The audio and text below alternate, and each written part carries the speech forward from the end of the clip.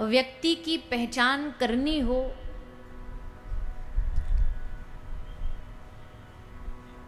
अब कोई किसी व्यक्ति से अगर पूछेगा कि आप कैसे हैं, तो स्वाभाविक है वो अपने आप को अच्छा ही बताएगा, अपने चरित्र को, अपने व्यक्तित्व को अच्छा ही बताएगा।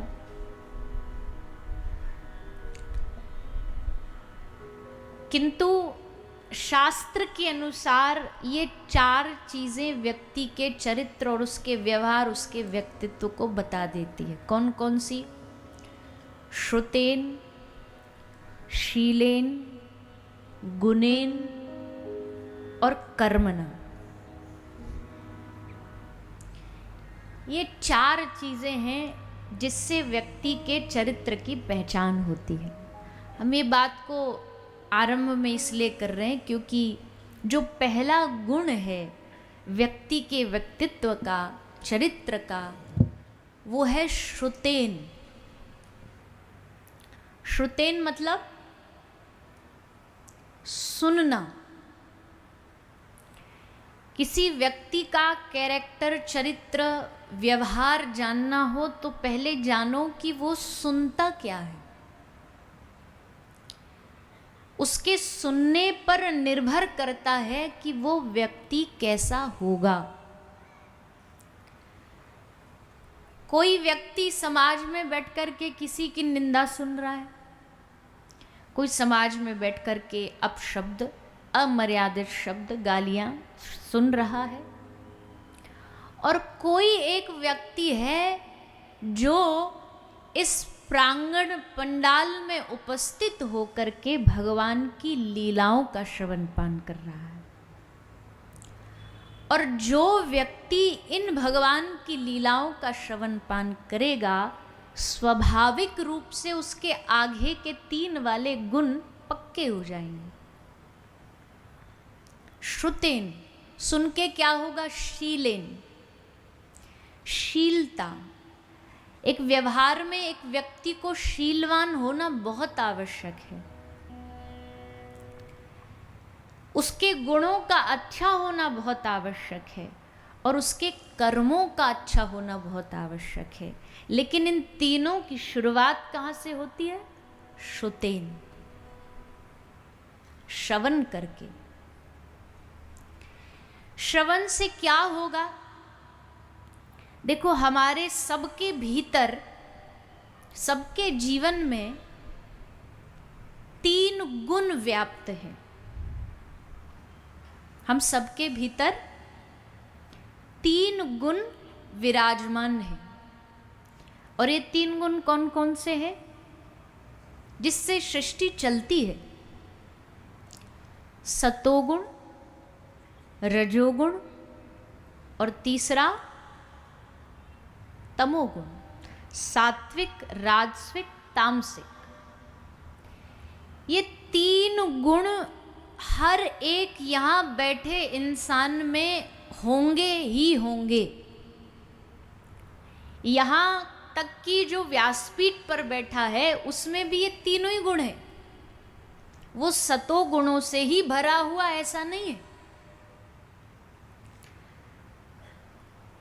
किंतु होता क्या है, कभी कभी हमारे चरित्र में सतोगुण बलवान हो जाता है।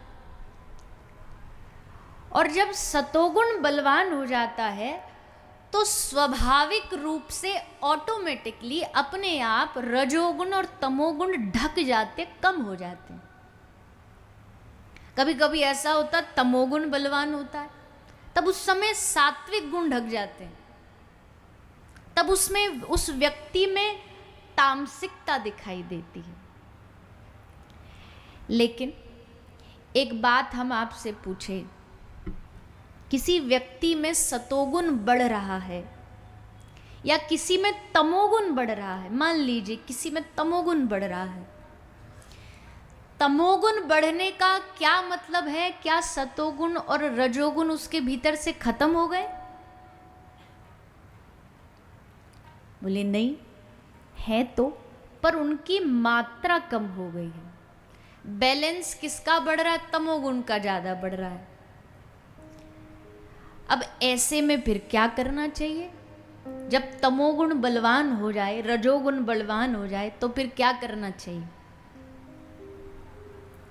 अब किसी के शरीर में विटामिन डी की कमी हो जाए तो डॉक्टर क्या बोलेगा? क्या बोलेगा?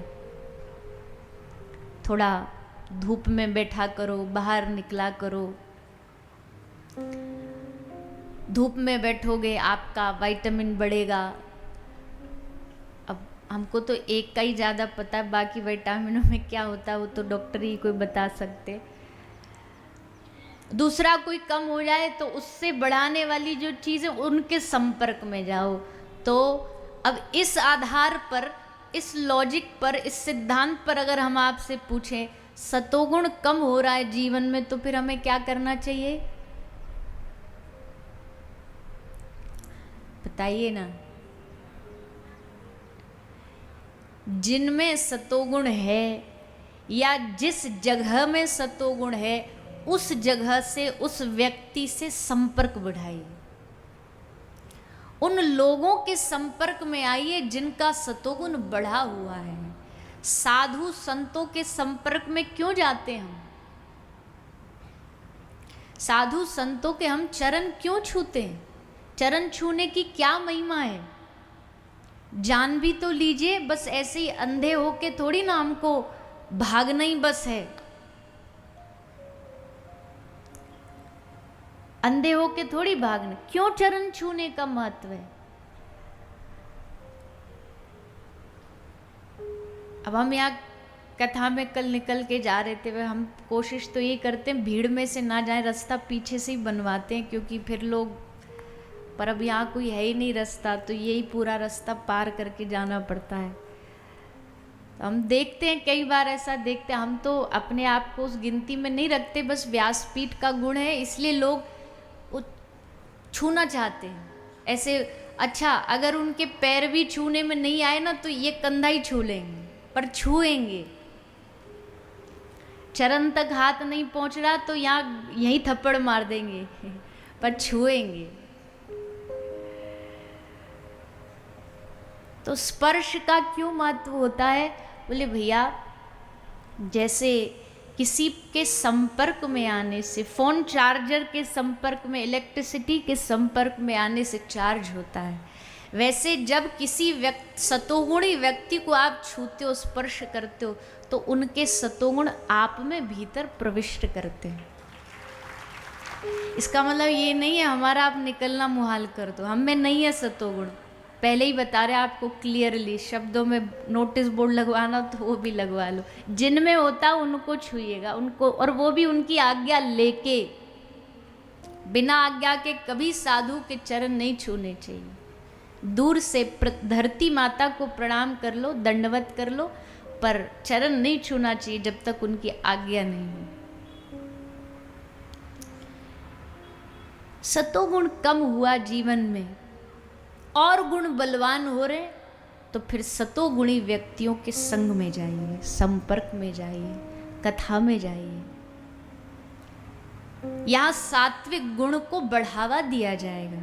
यहाँ आकर के हमारे भीतर सतोगुण की वृद्धि होगी।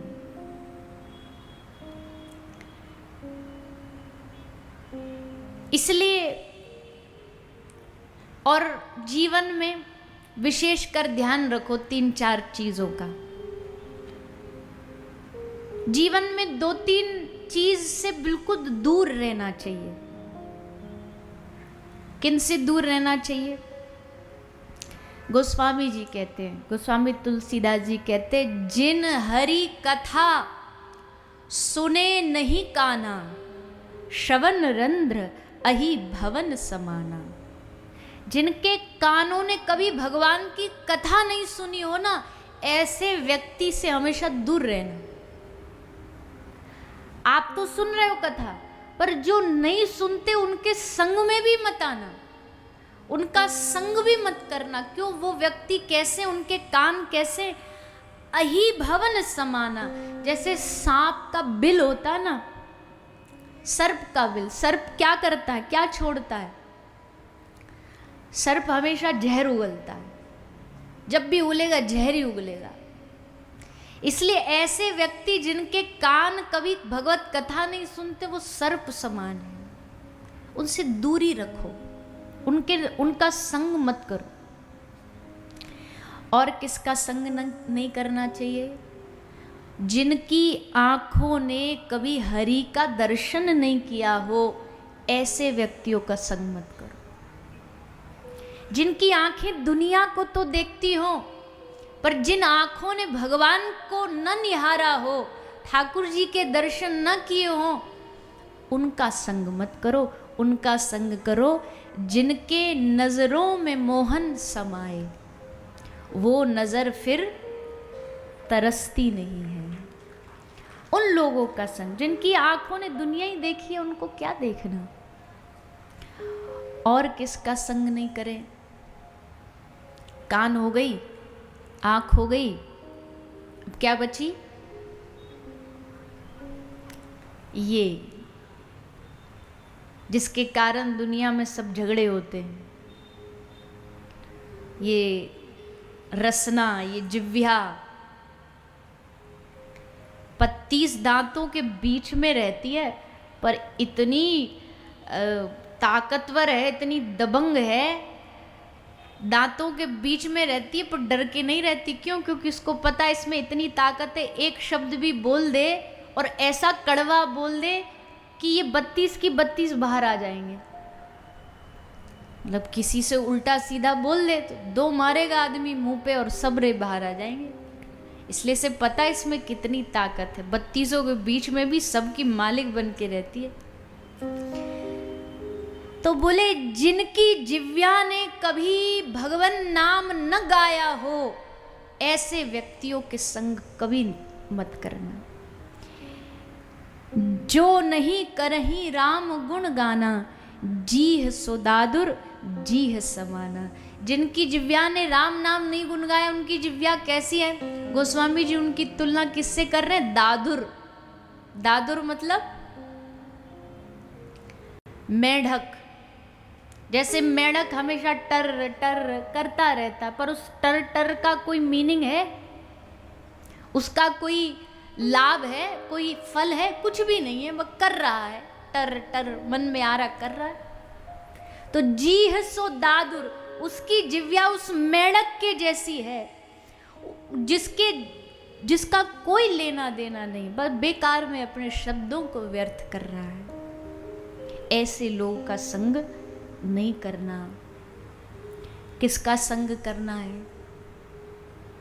हम तो एक बात निवेदन करते हैं, किसी कारण से आप कथा में जा भी नहीं पा रहे ना, लेकिन जो व्यक्ति कथा सुन के आए हैं, अगर आप जाकर के उनका मुख भी दर्शन कर लोगे ना, तो भी आपका कल्याण हो जाएगा।